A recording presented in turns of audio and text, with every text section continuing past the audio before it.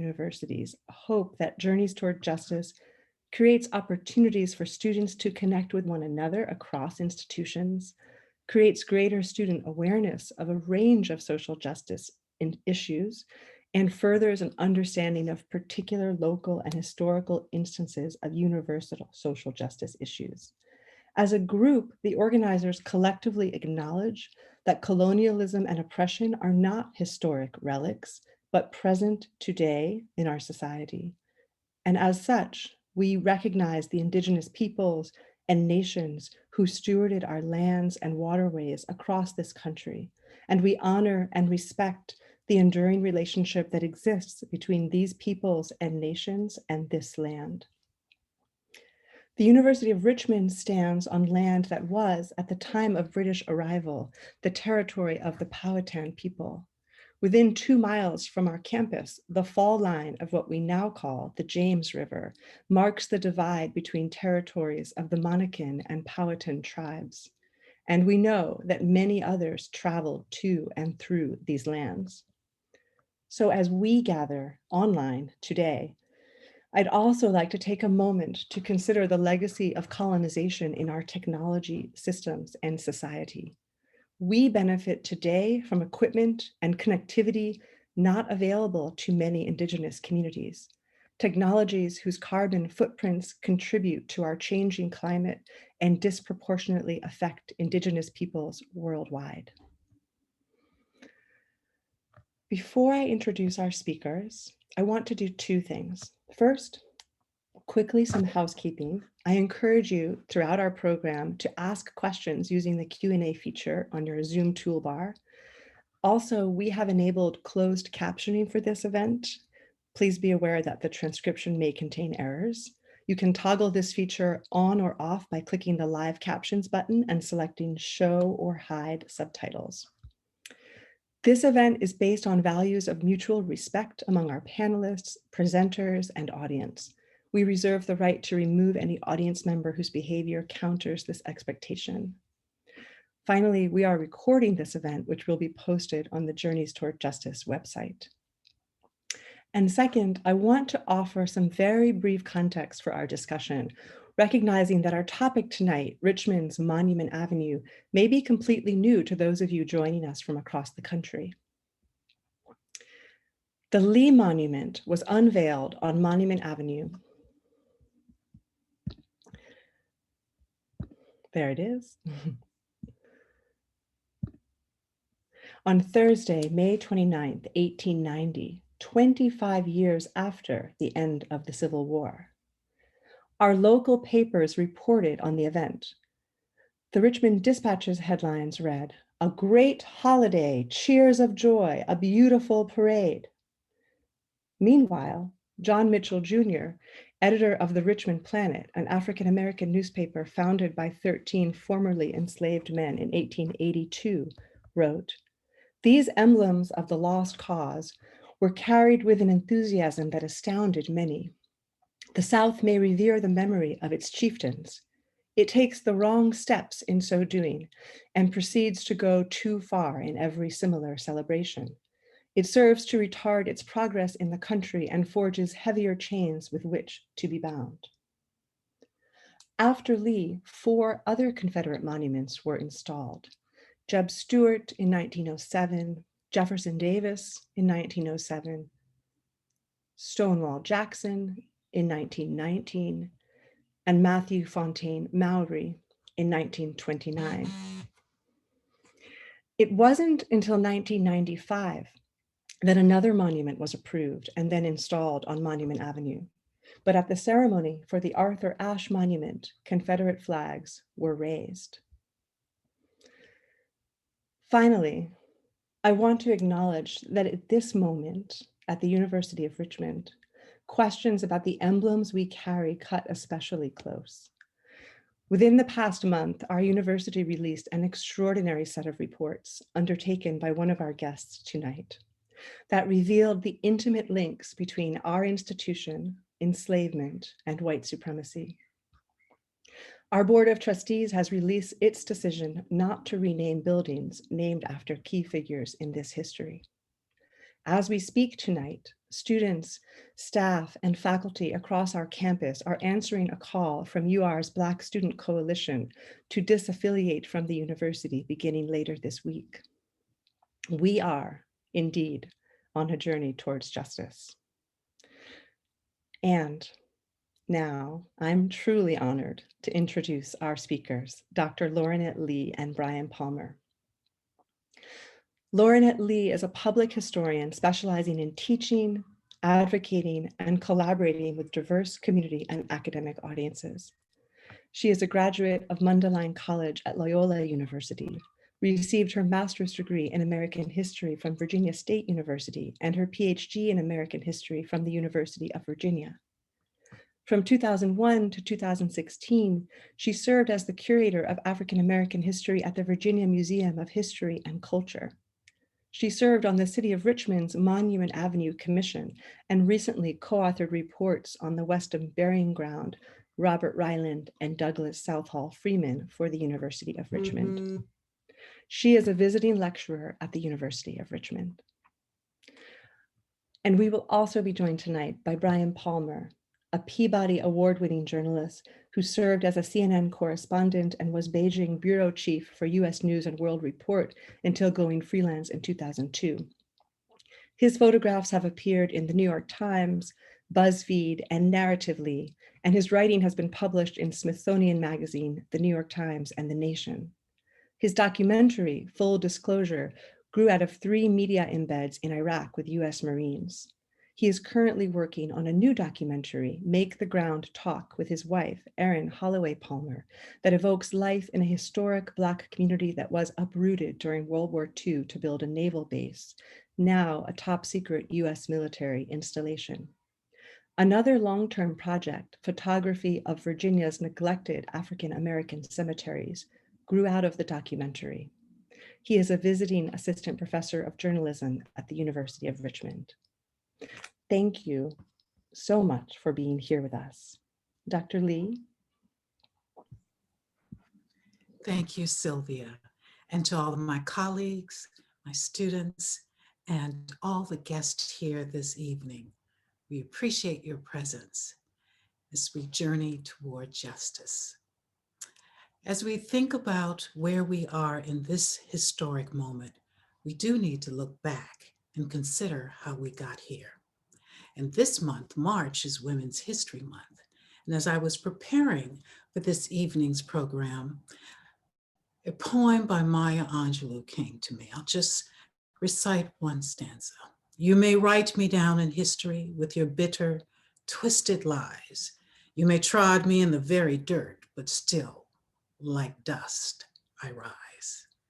When I think of those words, and I think about where we are as a nation, where we are as people, where women are, I think about those women who were enslaved. And I recall the ways that we rose up against such injustice. I was very fortunate to work with 2 of my former students to really research the history of the university. First looking at the burial ground, then looking at Robert Ryland, the founder and the president, and then Douglas Southall Freeman, who was a major public intellectual. And in that research, I always search for the presence of women. I was very fortunate yesterday to sit in on the spring symposium at William and Mary, the 11th annual Lemon Project. And the theme this year is 4 centuries of Black women in America, freedom, activism, and justice for all. And even there, you see the presence of enslaved women. We know across the nation, universities studying slavery are uncovering the names of these women, the experiences that they endured, and the ways that they rose above it. We also know that when we look at our landscape, we don't see many monuments of women. And when we consider how many monuments we see to the Confederacy, we don't see any at all. I'm a Virginian. I was raised here.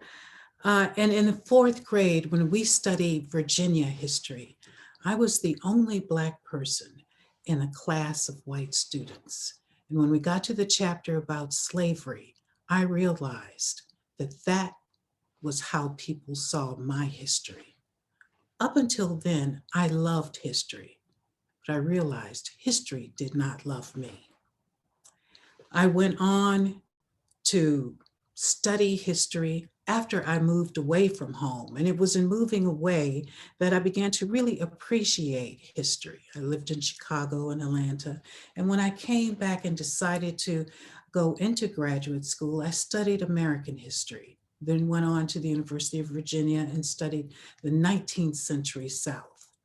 And when I became founding curator of African American history at the Virginia Historical Society, now the Virginia Museum of History and Culture, I always looked for the nuances in African American history, looking for the ways that we see people as individuals and not as a monolith. I was very fortunate to be there for 15 years and learn the museum field from the inside. And then when I moved on to the University of Richmond, I had the opportunity to engage in the study of history with my students. In 2017, Mayor LeVar Stoney asked me and several others to be on a commission to study Monument Avenue, to decide what would be done with those monuments. Well, how could we consider including them in a landscape that was much more diverse than it ever had been before? And I began to see how this was an issue that was not going to be resolved quickly or easily at all. The commission members met over a span of 10 months. We met in small groups with the public. We also met in large groups. Sometimes the groups were contentious, but in all of them, we strove to have deliberative debate. We strove to engage people in understanding a part of our history that people generally had mythologized or knew very little about. And we came to understand that it was our duty as people involved in this commission to really bring about some kind of healing, not necessarily reconciliation, but a healing in a sense of understanding identity, understanding who we are and how we came to be who we are. We learned that 75 to 80% of the attendees at all of the Richmond's public meetings or work sessions were white. We came to understand we needed to make sure that we were offering these work sessions at a time when we had a more diverse public to attend. And so we included weekends and evening sessions. We created websites so that people could contribute their ideas, their comments, their thoughts, and you're still able to see those comments. It's on Monument Ave, on monumentave.com. And we learned that Virginia really led the way in the number of Confederate monuments. So what to do? What should we do? In the end, we recommended to the city council and mayor that they contextualize, they provide background to these monuments, and give people an opportunity to learn about them in a way that they had not before. And in fact, Monument Avenue is a National Historic Landmark. Many people said, how can we continue to have tourists to come if we tear them down? So we thought, how can we engage visitors in learning about Southern history, Virginia history, and the ways that people interacted in the past? One of the things we realized was that at the time that these monuments were erected, between 1890 and 1925, was known as the commemorative era for some. For others, it was the nadir, the lowest point. Lynchings were happening on a regular basis throughout America, many of them in the South. Black men who had finally gained the right to vote were being disenfranchised. There was this push to return to the past of white supremacy. One of the men I mentioned to you that we studied this past year at the University of Richmond is Douglas Southall Freeman, public intellectual. What I learned about him is that he really did not want Black women to have the right to vote, because he knew if we had the right to vote, we would get people out, we would educate them, we would register them, and it would overturn white supremacy. Black women would disrupt the master narrative, the narrative of white supremacy. That was something that Douglas Southall Freeman was very much against, as were many other elite white men and women. And so when I think about where we are and I look at what's going on in our society now, and I consider the ways that white supremacy has kept people oppressed, I cannot help but think, what would it mean if we looked at monuments in a totally different way? What if we erected monuments not necessarily to people, but to ideas, to themes such as justice, such as hope, such as peace, perseverance? What if we looked at monuments more universally? How can we move people to think beyond myths and consider the whole of us, not just parts of our society? These are the things I thought about when sitting in those public forums that we had. These are the things I thought about as we conducted research here at the University of Richmond. And these are the things I hope not only that our students will think about, but all of us. Because as these monuments come down, and they are coming down, Virginia is leading the way, what will we do to replace them? How can we tell a story that is truly more inclusive and truly speaks to where we have been and where we are going? These are the kinds of things I think we really do need to engage not only students, but all of us in discussions about, to help us understand not only others, but ourselves as well. They give us an opportunity to really look at race, to really look at how justice and injustice exist in our society. And it gives us the opportunity to think about, what is the Confederacy? How has it changed? How has it been maintained? And what does this mean for us in this time? As I close, I conclude with this: leaving behind nights of terror and fear, I rise. Into a daybreak that's wondrously clear, I rise. Bringing the gifts that my ancestors gave, I am the hope and the dream of the slave. I rise, I rise, I rise. And now I present to you Brian Palmer. Okay, I should just hang it up here. Thank you, Dr. Lee. And thank you, Dr. Gale, and also thank you, Ms. Byram, who is handling all the logistics for this. Thank you for your patience.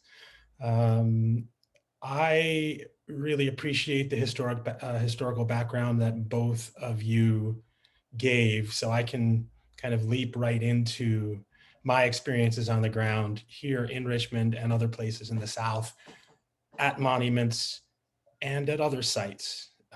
We don't really talk about that much. So Alexandra, can you hit it? This is an image I took about 5 years ago at East End Cemetery, which is a historic African-American cemetery, really about a mile away from where I am now. It has been the subject of a very serious reclamation effort, but I show the picture because this is what I consider to be the flip side of the almost fetishistic commemoration of the Confederacy. As public dollars were being invested in erecting monuments and carving out parks in order to commemorate certain people and the lost cause of the Confederacy, certain decisions were being made to neglect certain sites, certain parts of roads. Say Lee Street were paved, the portion that goes through the white neighborhood paved, the portion that goes through the African-American neighborhood paved. African-American cemeteries had been the subject of structural neglect. And if you go to the next slide, you'll see one up from here. So this is a photograph from Oakwood Cemetery. Oakwood is just across the road from East End. Oakwood is a public cemetery, in other words, a city-owned cemetery, but it has a special section, the Confederate section. And that section is subject to a right of entry agreement with the Sons of the Confederate Veterans. So this particular group of neo-Confederates, whose ideology is really quite similar to the old Confederate ideology, slavery was to them not a barbaric system designed to control the labor, lives, freedom of African Americans, but it was a benign system to Christianize and educate us. So that kind of ideology is embedded in this treatment, in this bifurcated treatment. So that was my introduction to Richmond, Virginia, and the way that history is presented. I was actually doing a documentary, which Dr. Gale mentioned, about my own great-grandparents who were buried in a cemetery in Williamsburg, Virginia. And there were two cemeteries in this particular area. The area had been taken over by the US Navy in 1942-43. And there was the Black Cemetery, which was in pretty bad shape.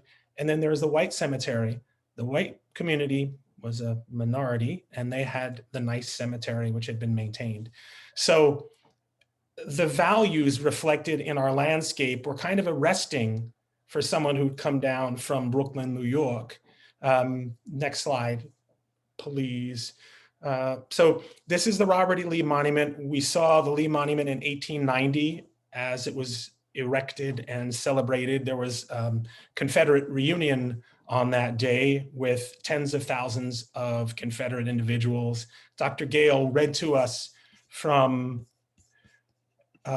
John Mitchell Jr.'s editorial that he wrote in his newspaper, the Richmond Planet. She read a part that is not normally read, which is wonderful.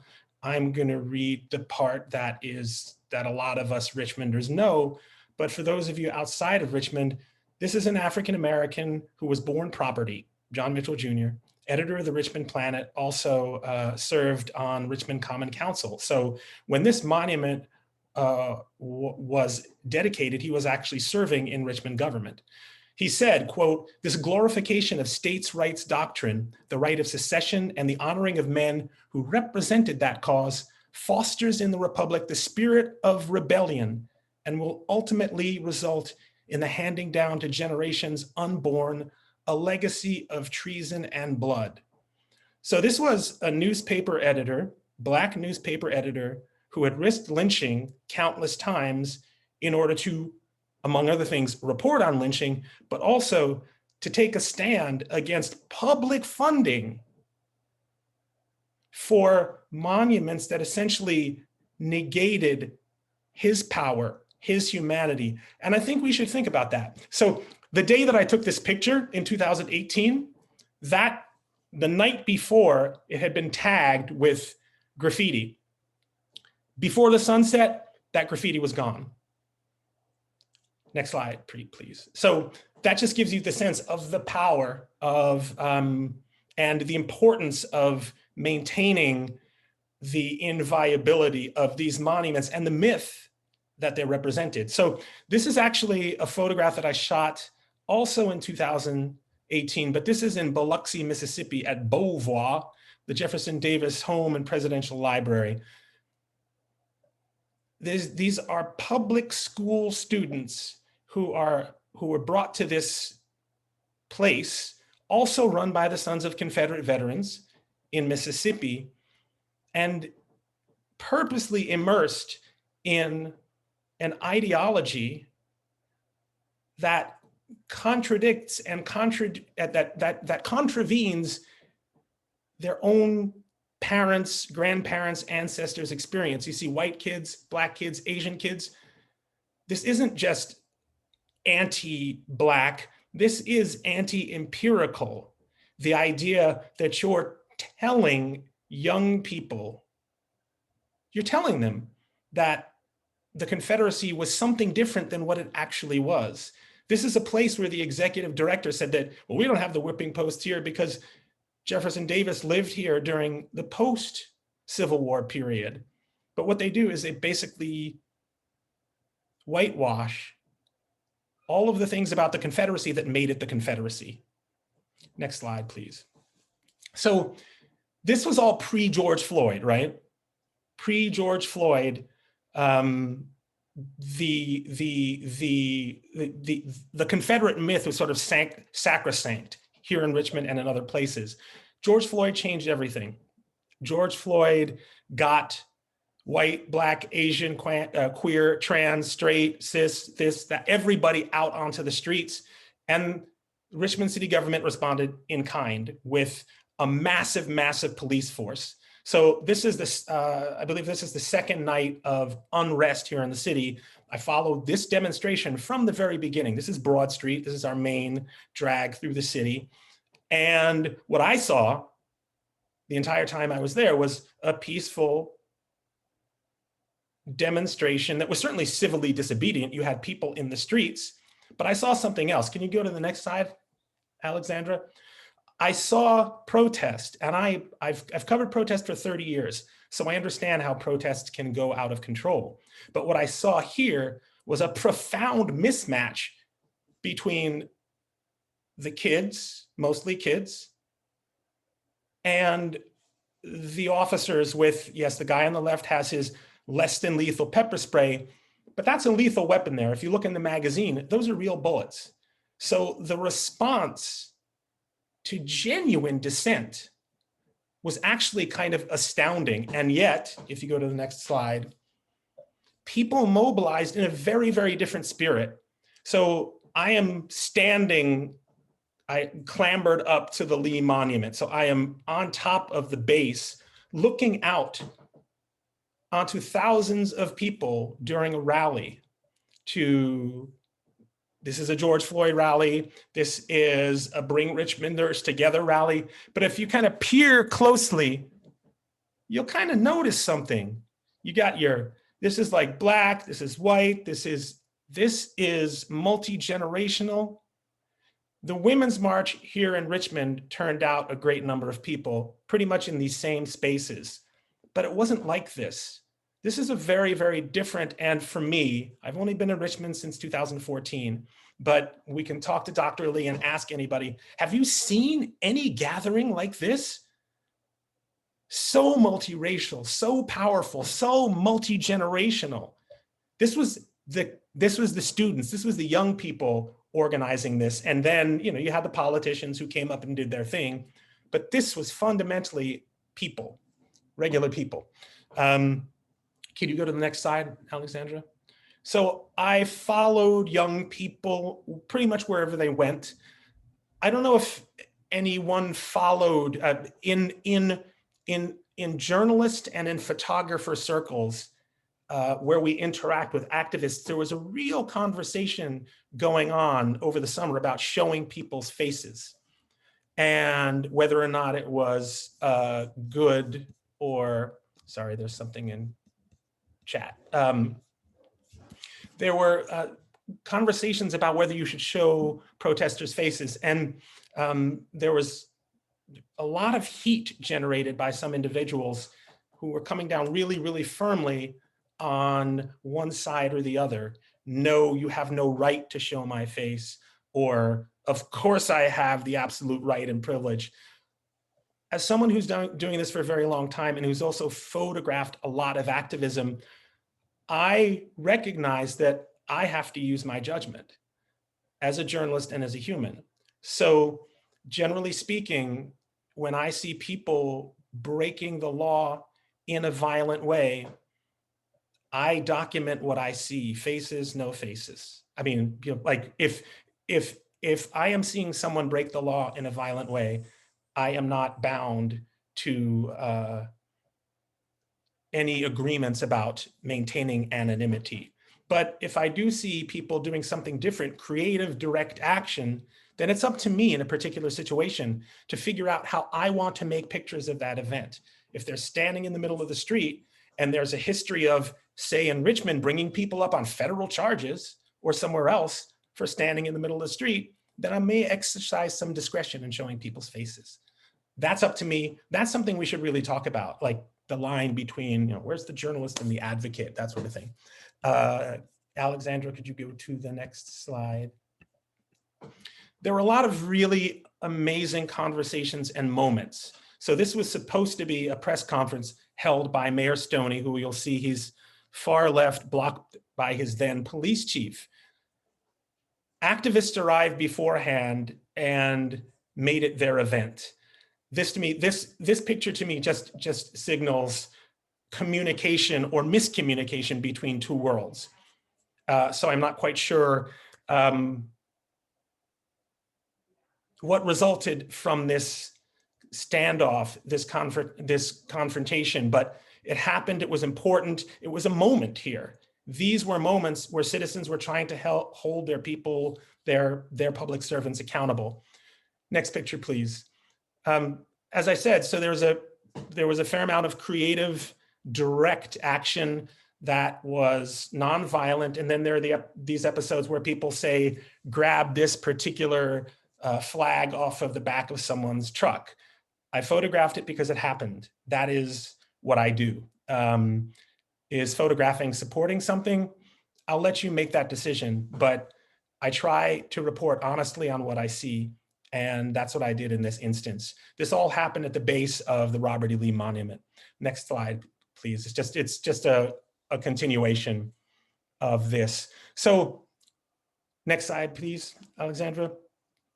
You'll notice that this is a space of conflict.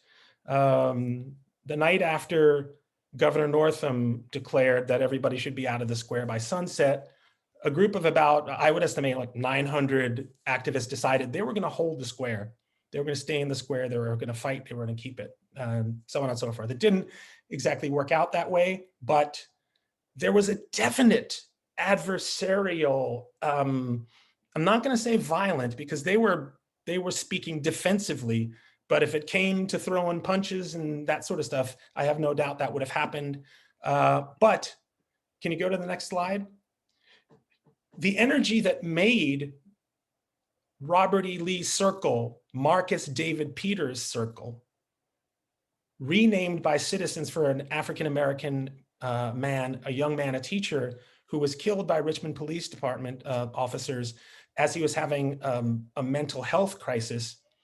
The energy changed in that space for months. So this is a family, the two daughters taking the photograph, mom, dad, and little baby sis, sitting on the base of this refaced monument. So some people were up in arms about the vandalism, the defacement, the refacement.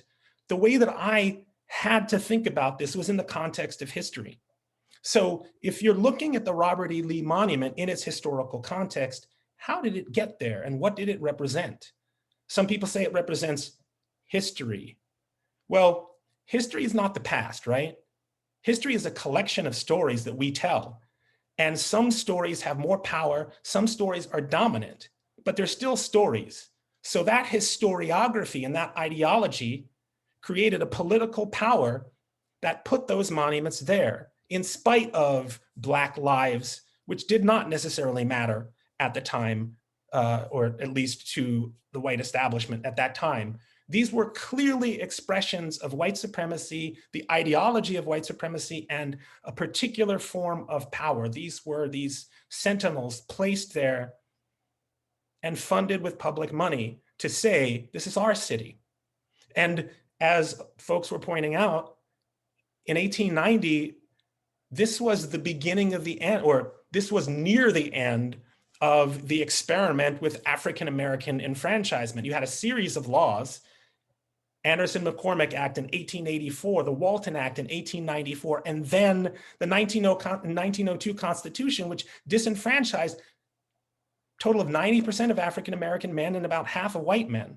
So the elites threw their own homeboys under the bus in order to take the vote away from Black people. And the energy in this space was counter to that. That's my point. Next slide, please. Basketball nets, and people would drive hundreds of miles just to be in this space, just to see it, just to experience that energy. Next slide, please. There were concerts and barbecues, and this particular event is neither a concert nor a barbecue. Jasmine Leeward in the center is participating in a kind of spontaneous dance during a ceremony held by the Elegba Folklore Society. Elegba Folklore Society, African and African-American centric folk and history organization here in Richmond, held a ceremony to reclaim the space for the people.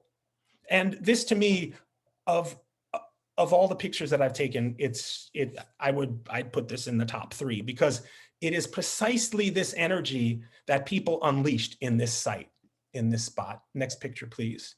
So the response is, while some people consider it defacement, if you look at it in the historical context, it is refacement, in my view. Not a fan of violence, not a fan of property destruction and all those things, but one must consider the citizen interventions made here to a space that was exclusive and excluding for so long. So this is a projection. Dustin Klein and Alex Cricky put together a project. They initially borrowed, with permission, images from Black Lives Matter movement and projected them onto the Lee Monument. They've since gone on to project in other places, to project all sorts of different things on different monuments. But this all started with George Floyd. And as Dr. Lee, next slide, please. Dr. Lee was saying, Virginia has taken the lead in this city. The mayor of Richmond, LeVar Stoney, has taken the lead along with the citizens who pull down monuments on their own.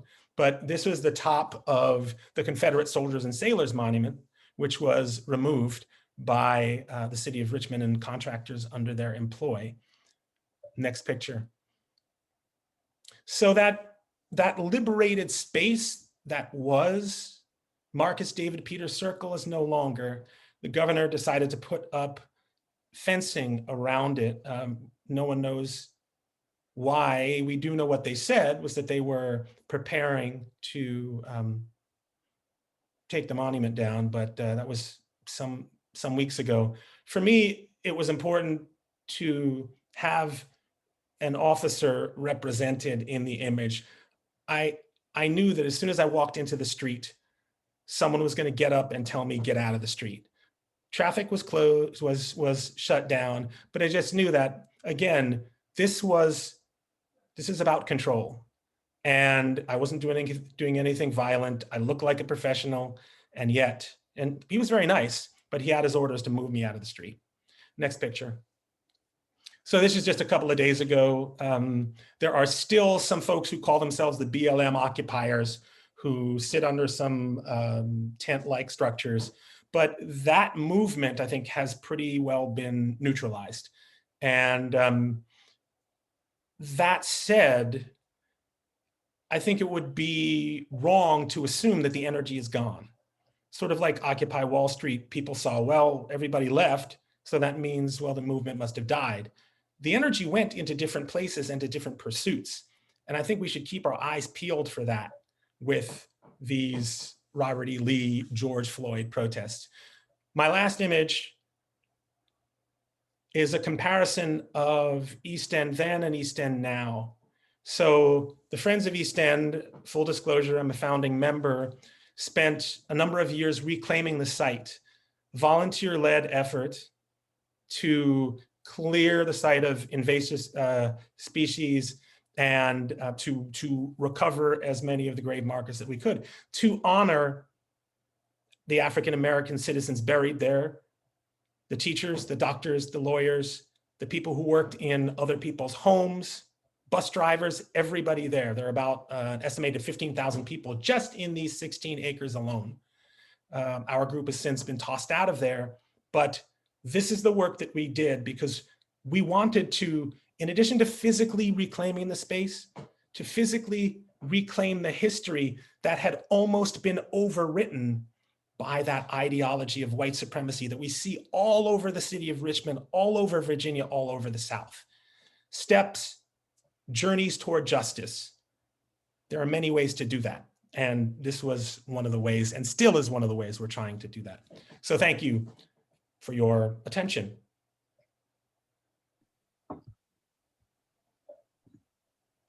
Wow, thank you so much. Thank you both so much. That was extraordinary. I am so happy to see questions coming in, and please keep them coming. I'm going to open up with one that I was thinking about as we rolled into your presentation, Brian. Seeing these photographs as someone who was here this summer, you capture in extraordinary ways the magnetism of that site. I mean, it was literally hard to stay away from it. It was so compelling to be there. And I took my kids there. I was one of the many, many Richmonders who came to see and be there. And so while you were showing that, I was thinking back to your introduction, Lauranett. I was thinking about the way you described your role with the Monument Avenue Commission and the extensive listening that you did in our community. And eventually that commission recommended contextualization, not removal.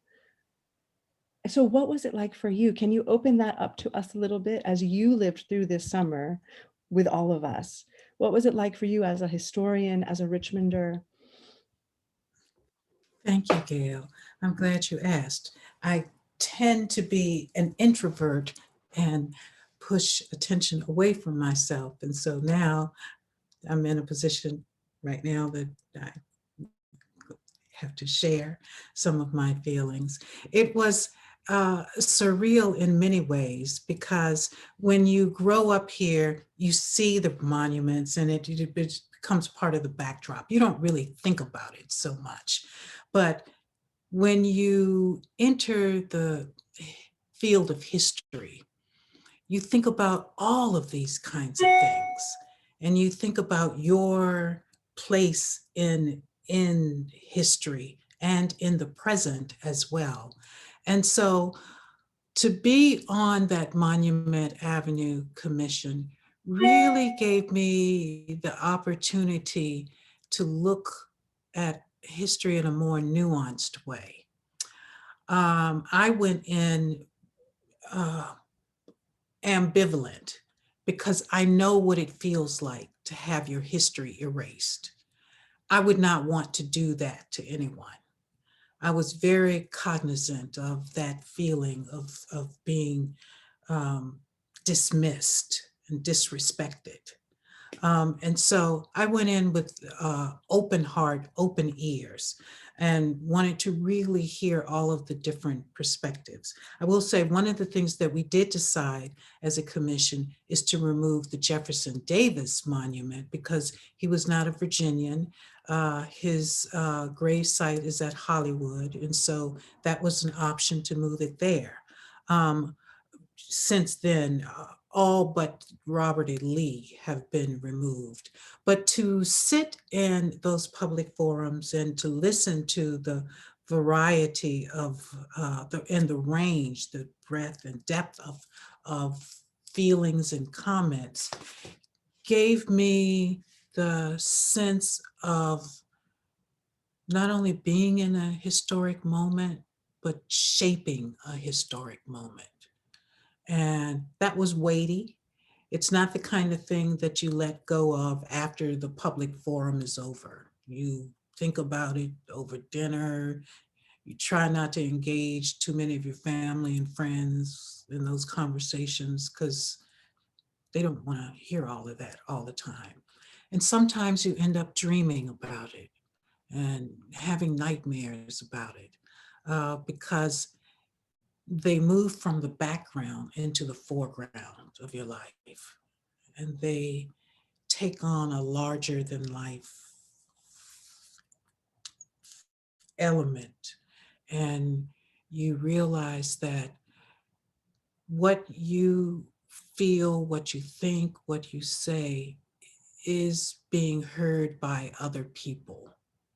And so when I think about the work that was done on the Monument Avenue Commission and in general in history, my whole focus is to make sure I stay open and listen, to really hear people. And that's what we all want. We want to be heard. We want to be acknowledged. We want our humanity to be seen. And that's what's really important to me. So I try with whatever I'm engaged in, whatever my endeavors are. Listen, stay open. Thank you. And I'm going to put a couple questions together because I think they really are both about what happens now moving forward. And so from your two perspectives, maybe you can speak to this.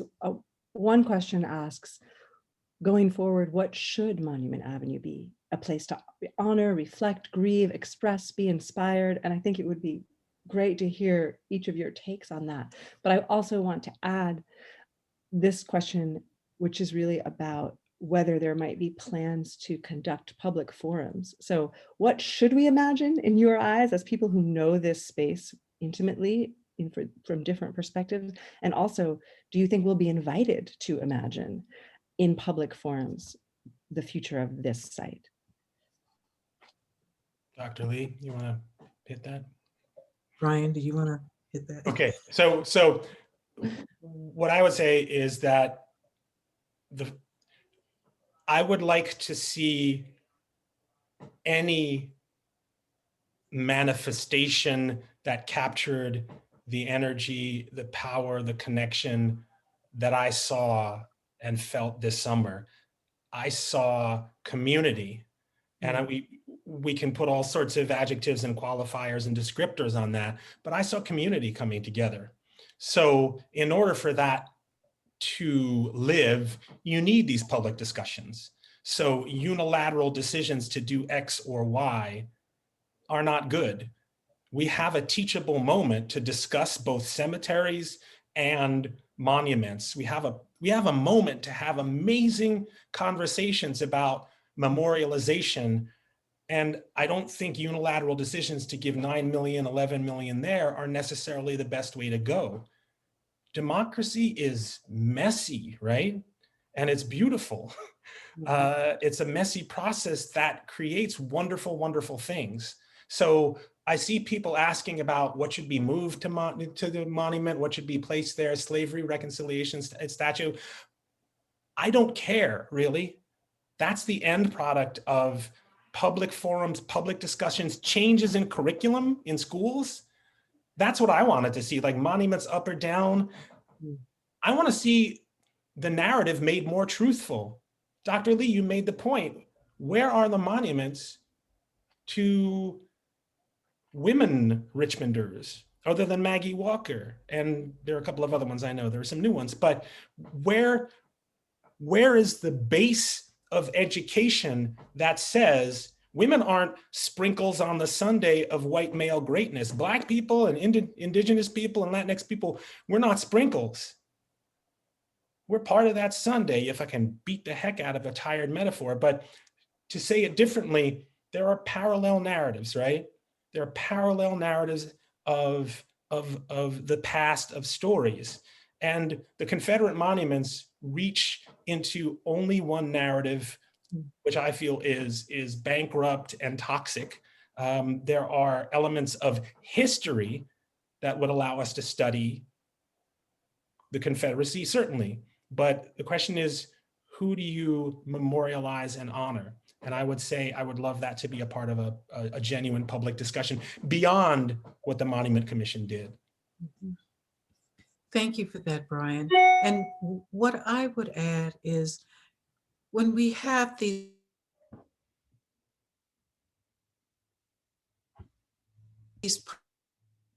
public photographs, the photographs that have been taken by people who have attended any of the not just the events, but the spaces where our historical moments happen.